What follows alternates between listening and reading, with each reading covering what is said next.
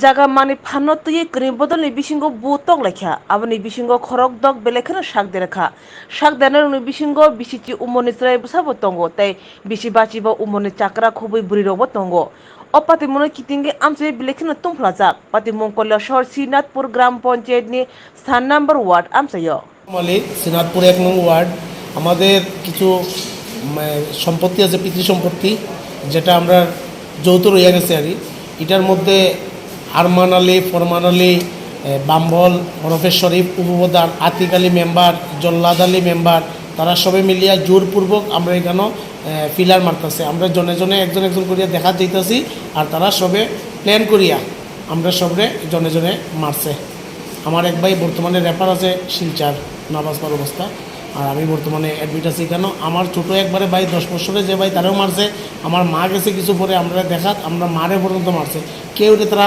রক্ষা দিচ্ছে না সবে প্লেন করিয়া আমরা মারছে। তোমাদের কি দিয়া মারছে? আমাদের মারছে দাও দিয়া আর বল্লম দিয়া এরপরে দিয়া ওই যে লোহার রড আর খন্তি দিয়া মারছে। মানে মূলত এই মারামারি ঘটনাটা কি তোমরা পূর্বে জানতা এরকম কোন ঘটনা? না, আমরা পূর্বে জানতাম না, কিন্তু ওই জায়গা লইয়া বিবাদটা আসলো যেটা প্রশাসন এবং এলাকার মান্যগণ্য ব্যক্তিরা কইছিল যে ঈদ পরে এটা দেখিয়ে দিব, কিন্তু তারা জোরপূর্বক তারা আজকে এই প্ল্যান করিয়া সীমানা আগলাইতেছে, কুটি মারতেছে, দখল নিতেছে। আমরা গিয়া খবর পাইয়া আমরা দেখাত গেছি, এরপরে তারা আমরা জোরপূর্বক মারধর করছে। তো যে জায়গাটা এটা কোন জায়গায়? জায়গাটা হচ্ছে সিনাতপুর গ্রামের 1 নম্বর ওয়ার্ডে। আর যারা মারধর করছে এরা কোন জায়গায়?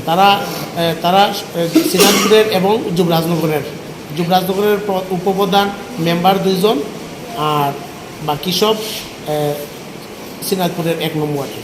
তো যুবরাজনগরের মেম্বার উপপ্রধান এরা কোন দলের?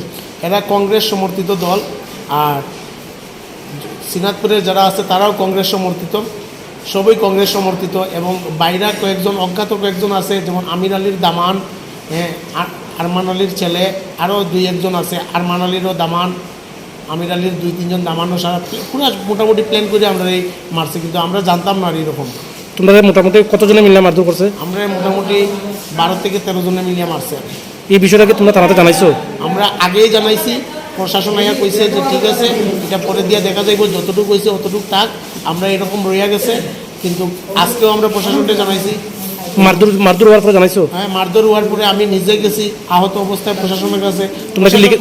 আমরা কিতা করতাম এটা এসডিএম জানে। তোমরা কি লিখিত মামলা করছো আজকে? আগে লিখিত মামলা করছি আমরা, এখন লিখিত করছি না মামলা, লিখিত আমরা কর্ম সবই আমরা অ্যাডমিট আছি হসপিটালের মধ্যে, এটা লিখিত মামলা কর্ম আমরা একটু পরেই